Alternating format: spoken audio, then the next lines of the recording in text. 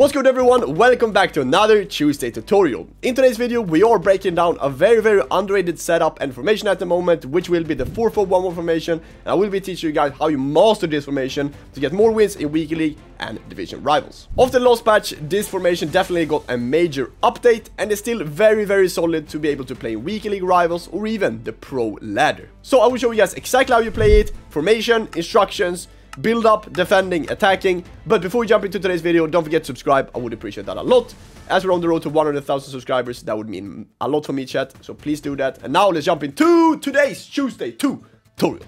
So jumping into the 4-4-1-1 formation. Yes. What are we basically looking for in terms of players then for a 4-4-1-1? Yes, we will be going through how you play the 4-4-1-1 in general, how you want to master that kind of formation, but it's kind of important to actually put the right players in the right positions if you want to play the 4-4-1-1 formation. Yes, the 4-5-1 is dominating pro players at the moment, but 4-4-1-1 is also a very solid formation if you find the right players, right tactics, and know how to basically play it. So starting off in net, we have Mamardashvili. Keeper is just personal opinion in general. Fullbacks need to be quite quick, but also pretty decent on the ball. That's why I decided to go for Nuno Mendes and Marcos Llorente. I think these two are absolutely fantastic and they are fitting into the pro restrictions very well, as we can only have 4 players from 88 to 91 rating. I didn't really want to put one of my ratings down to Llorente, so that's or down to Hakimi. That's why I put Llorente at right back.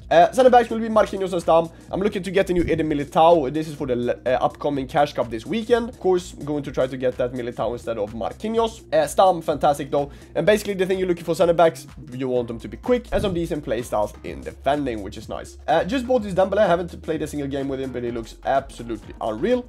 Same thing with Kylian Mbappe. I mean, you want these wingers to be fast because you want to play for these through balls down either the left hand side or the right hand side, and then you need quick wingers to be able to play these.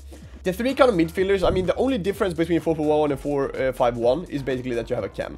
And now Zico, I think, feels a bit more home, not playing as a CM anymore, playing as a cam. All these 3, you basically want them to have tiki-taka and incisive. Tiki-taka most important so you can play these first time passes, way more accurate and way better. And incisive to basically boost that kind of through balls down the right hand side or the left hand side to try to aim for the corner flag. So as we look at the playstyles here pretty quick, De Jong, tiki-taka and incisive, Reinders, tiki-taka and incisive, Zico, tiki-taka and incisive. So all these 3 can be able to play these first time through balls down the line to be able to create chances. Same thing, if we've managed to find Pina in build up, of course Pina, fantastic finisher and all that, but also incisive and tiki-taka, which means that we can play these through balls down the left and right hand side, and in general just get there in a very easy way. And of course Pina doesn't have the greatest pace, but it doesn't really matter when we are trying to find our wingers in build up, then try to play for the through balls in behind basically. So now we jump into the gameplay and how to master the 4-4-1-1 formation. But before we do that, make sure to copy these tactics. The tactic code will be up there if you want to play just like I do when I play 4-4-1-1. Is Mamardashvili is on sweeper keeper, fullbacks on fullback defend, Marquinhos and Stam are both on defender, right CM is on deep line playmaker build up, left CM is on box to box balanced, left mid, right mid, inside forward for both. Zico is on shadow striker and Pina is on advanced forward. And shadow striker, you could also switch for playmaker if you feel more comfortable with that, but I think that shadow striker is definitely better in a 4-4-1-1 formation. So we're starting off from the back, and in general in the 4-4-1-1 formation the objective is to try to find your cam, and if you're struggling with finding the cam, then I would advise you guys to switch shadow striker to playmaker, because playmaker offers way more support in build up than what shadow striker do. Yes, shadow striker takes better position when you're around the box, but playmaker, as I said, is going to help you loads in build up. So, as you see here in the background, we get the ball with Nuno Mendes and we're trying to find Tiani Reinders, because the objective here is to try to basically break the lines through the opponent's midfield. And as you see here, with the tiki-taka plus, I can definitely make this pass to either, in this case, Morgan or Bonmati. So in this kind of clip, I was playing with Bonmati instead of Zico, doesn't matter at all. But, as I said before, if you want to have an easier time building up, and if you feel like you're struggling with build up in 4-4-1-1, make sure to put the cam on playmaker, because the playmaker offers way more support than what shadow striker does. Yes, the shadow striker makes better runs inside the box than what playmaker does, but playmaker will definitely help you a lot in build up, and you will be having a way easier life with playmaker if you're struggling in build up. So Tiani Reinders finds Morgan, and once we break that line through the midfield, that's when we want to try to be aggressive. And you see here Mbappe is on offside here, so I can't really play for him. So the thing I do, I take a touch forward, and I have Aitana Bonmati. Right away, when I get the ball with Bonmati, you see at the top right corner of your screen that I'm aiming my left stick towards Nico Williams and also pressing L1, because I want him to be able to run in behind, so the opponent needs to track that run, which is going to buy time and space for myself on the ball. So as you see here, Nico, he has his arm forward, he is being triggered in behind. As you see here then, I feel like, okay, I can't really play that through ball in behind because he's actually facing Theo, which is super, super quick as well. So the thing that I'm trying to do when I feel like he's the youngest putting pressure on myself is I'm going to bounce it back to be able to basically have my team pushing up a bit more, but also having way more time on the ball. You see, he's not really close to me. I have a lot of time on the ball here. I have De Jong, who has a lot of good play styles and good passing, so I can take the ball progressively forward. Once again then, if there is a kind of a hole between his midfielders, I want to take that pass and break the line through the midfield again, which I do. I find Bonmati. From here, I obviously send Alex Morgan as she has her arm forward and she's making a run in behind. So the thing is, I send Morgan here, which means that he needs to cover it, which buys time and space for myself to be able to progressively take basically meters on the pitch or move forward on the pitch. I see he's covering Morgan pretty well. So I decided to go for a creative run. And you do a creative run by pressing L1, so the player runs, but then flicking your right stick in the direction you want Alex Morgan to run into. So I flick the right stick, I want Alex Morgan to go to cut on the inside of Militao to be able to get that pass. Right when she does, I play her feet, and then Alex Morgan, finesse shot plus, manages to score. Beautiful attack, and that's basically a bit on how you want to build up in a 4-4-1-1 by breaking the lines through the midfield. So this will be direct from kickoff, and it's the same objective, trying to break the lines through the midfield and also trying to basically use this bounce back process. And I will explain to you what bounce back process are to me. Once again, this is obviously from kickoff. Anyway, we find De Jong. And once again here, he's trying to, you know, bring back his Scottish Gaelic to take the ball from De Jong here. But I see that this lane is kind of open to Bonmati. And then I want to play Bonmati to feet. It's super, super important to be able to play feet here. And once I am in this position, I have kind of an advantage. Because 1v1 defending on this game is super, super hard. We all know once we select our center backs this year, it's very, very, very hard to defend. Even after the patch when they improved jockey speed. So I get the ball here with Aitana. Obviously, I want to, you know, be able to take space forward. I could have bounced back this to Reinders, then make my team progressively walk up the pitch. But I want to be aggressive here, especially off a kickoff. So the thing I do is I see that Graham Hansen is basically marked by his Saliba. So once again, creative run, we press L1 and we flick the right stick into what direction you see Bonmati wants to take. And as you see there, I'm basically taking my left stick now towards the upside of the pitch because I know that Bonmati is obviously going to make that run because I triggered it and did a creative run around it.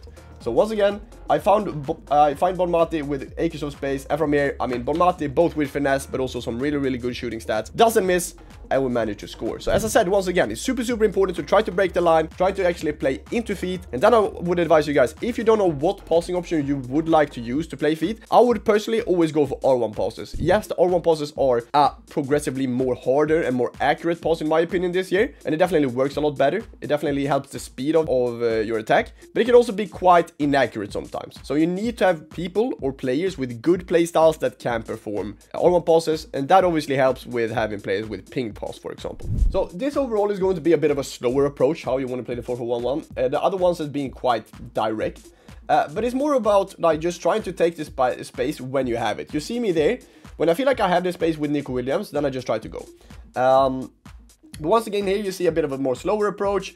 Just trying to, you know, find the break in the lines. We find Reinders, then find Aitana, and then here with Aitana, we just go for goal, obviously, because she has low driven in silver.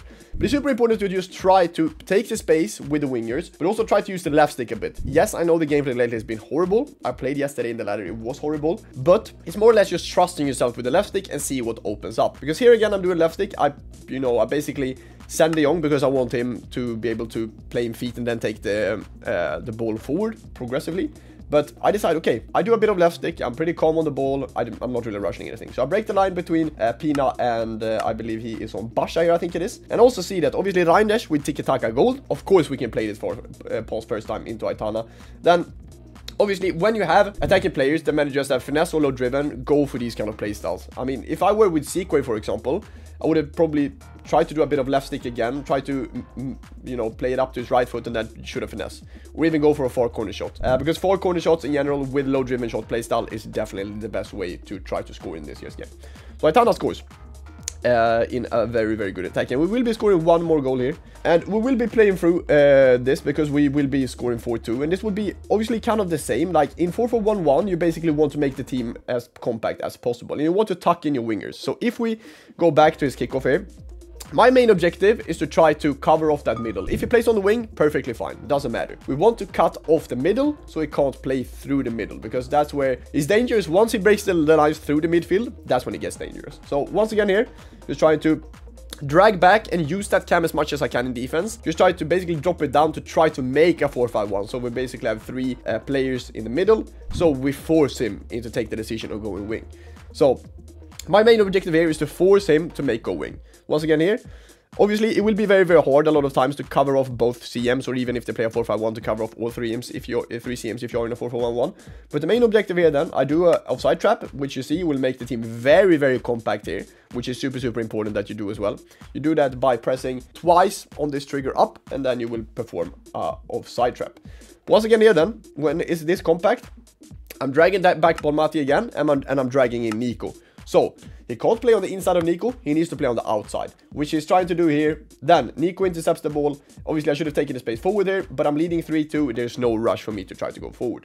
But once again here, he has a lot of players up, and from here with Kylian Mbappé, I managed to score with a Trivela into the first post. Once again here though, finding my cam, that's the key in the 4-4-1-1. You need a good cam, and I would advise you guys, if you don't have the cons yet for Bonmati, which I think a lot of you guys should do, try to find someone that still manages to have tiki-taka and incisive. There's some good evos out at the moment as well, which you can do, because these passes you won't be able to play them. Maybe that one is actually very, very open, so you probably would be able to play that one without an incisive pass. But I would still advise you guys to try to find a player with incisive pass and tiki-taka so you can play these passes in behind, because it's super, super important, especially when you're playing the 4-4-1-1, to be able to play for these through balls, because that's the key.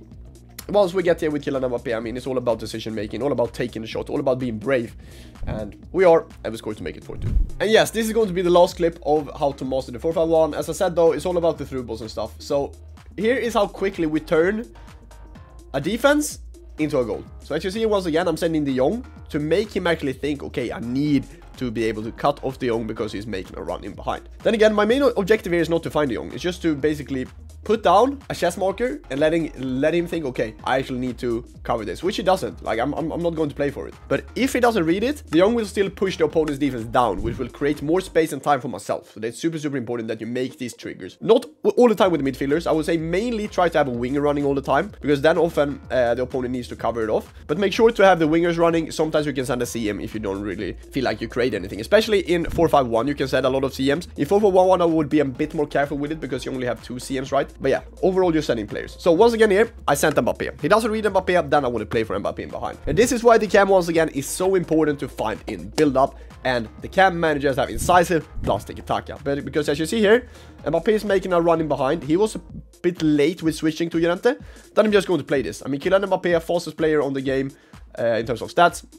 Kylian Mbappé manages to score here, and we take the lead against a very, very good pro player in Cora. And I mean, if this works against one of the best German players to ever play the game, then obviously it will work in Division 6, 5, 4, 3, 2, 1, weekly, whatever it is. So make sure to find your cam in build-up and try to play for these through balls. It's super, super effective and super, super important to do so when you want to master the 4-4-1-1 formation. And that's how you master the 4-4-1-1 formation of the patch. And all I can say, if you really deep down want to learn how to play the formation, and you do so, you will win a lot more games in Weekend League. If this video helped you out, don't forget to drop a like, subscribe, and turn on notifications so you're not missing the next upload that's coming tomorrow. And more importantly, if you want to have any other breakdowns of formations, of overpowered things, let me know down in the comments, and I can definitely do that for next week's Tuesday tutorial. So thank you so much for watching today, guys. I'll see you guys in the stream later on tomorrow.